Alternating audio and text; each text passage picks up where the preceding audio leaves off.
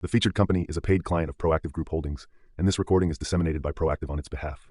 There's actually a map of that gravity showing those nice gravity lows over top of our conductors, and those make great drill targets, and our geos are so excited to get back and start drilling those in a few weeks. Welcome back inside our Proactive newsroom, and joining me now is Jon Bey. He is the CEO of Standard Uranium. And Jon, good to see you again. How are you? I am great, Steve. How are you doing? I'm doing very well. So a couple of things I want to talk to you about, some interesting pieces of news out from the company. First off, I know you've been talking about it a while and you're excited to get back to your flagship Davidson River Project. And sure enough, that's going to happen. Yeah, it's as you know, it's been 4 years in the making. The last time we drilled it was 2022.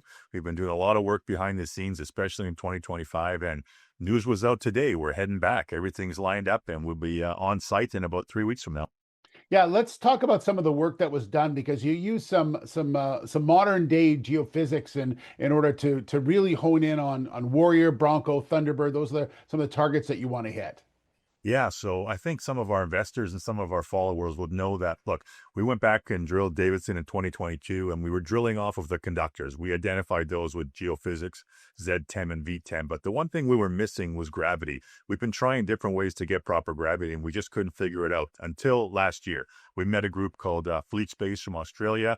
They had a new kind of technology, not new to us, but new to the basin and where we're using it. And this was a multi-physics program, which was a combination of two types of passive seismic and a gravity survey at the same time. So by doing that, we were able to pull back the overburden, and actually the gravity would actually work well, and we could get proper gravity on the Davidson River Project. And that's what we got. So if you had a look at today's news release, I encourage readers to go take a look at that. There's actually a map of that gravity showing those nice gravity lows over top of our conductors, and those make great drill targets, and our geos are so excited to get back and start drilling those in a few weeks.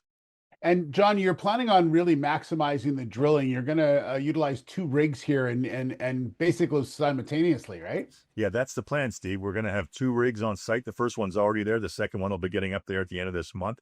Two drill companies going at it together, working to make discoveries. So that's going to start, as I said, end of May, early June. The drills will be spinning all summer. We're going to start and go right through June, July, and into August. So lots of drilling coming, lots of news flow. And of course, we'll have our videographer on site giving weekly interviews, showing the audience and investors what's happening at the drills, what it looks like, and hopefully some scintillometer readings right from that core at the drill site.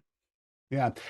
In parallel to that, you obviously do a lot of work on your other projects as well, and those are usually for joint venture people, and that's sort of the model of the company, and that's including Rocas, which you've just announced that you've just finished up work there. Yeah, news was out yesterday. So as you know, we had two drill programs going simultaneously, which is quite challenging. We did our Corvo project first, wrapped that up a few weeks ago, and Rocas continued it on right up until recently. News went out yesterday that that's shut down. The drill core has gone to get assayed. That'll be back in a few months, but both programs were great, on time, on budget, some good results, and can't wait to get those assay results back and share those with investors as well in a few months.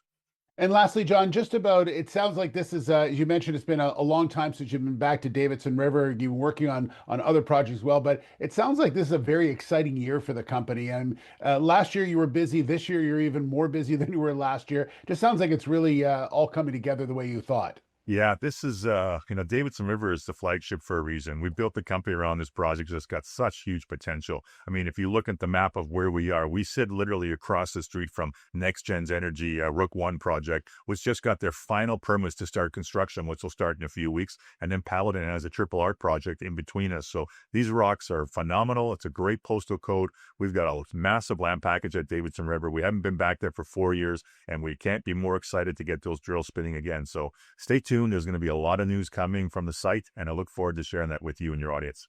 All right. Look forward to that. Jon, thank you so much. Good to see you again. You too, Steve. Take care. We'll talk again soon.